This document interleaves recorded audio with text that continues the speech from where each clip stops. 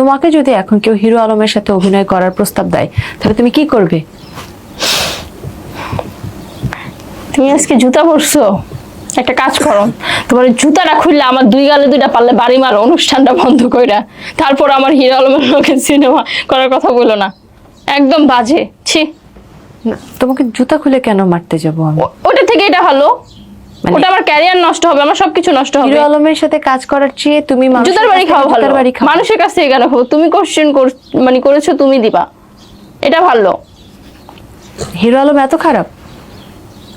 খারাপ মানে আমি আমার আর বলার বাকি নেই, আমি তাকে নিয়ে কিছু বলতে চাই। হিরো আলমের সাথে কাজ করবে কিতে? তুই মনে কর চুল করে লাগছস, বান্দর উল্টির মতন কালার করে লাগছস।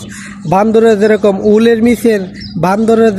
উলের নিচে একটা দাগ থাকে না, উল্টির ফসলি যেরকম মনে করো গু কালারে থাকে, তোর চুলটি এরকম ভাবে গু কালার করে লাগছস। তুই আবার বলতাস হিরো আলমের সাথে, তুই আবার বলতাস হিরো আলমের সাথে কোনো সময় কাজ করলে আপনি কাজ করবেন কি না? তুই আবার বলতেছিস কি আপনার জুতাটা দেয়া একটা বাড়ি মারব, তবে হিরো আলমের সাথে কাজ করবো না।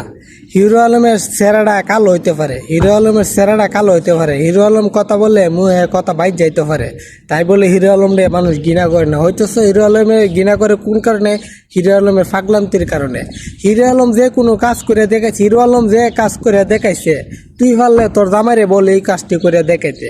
হিরো আলম যে কাজটা করে দেখাইছে, মনে কর তোর চুলটি করে লাগছ বান্দরের উল্ডির মতন, তোর চুলটি কালার করে লাগছ, তোর চুলের কালার হয়েছে বান্দর উল্ডি আছে না, উল্ডি যেরকম কালার থাকে বান্দরের, তোর চুলের কালার হয়েছে বান্দরের উল্ডে যে এরকম কালার থাকে, তোর চুল হয়েছে এরকম কালার। তোর সাথে আবার হিরো আলম কি কাজ করবো? তুই হিরো আলমের সাথে কাজ করবার কোনো যোগ্যতাই লাগছ না।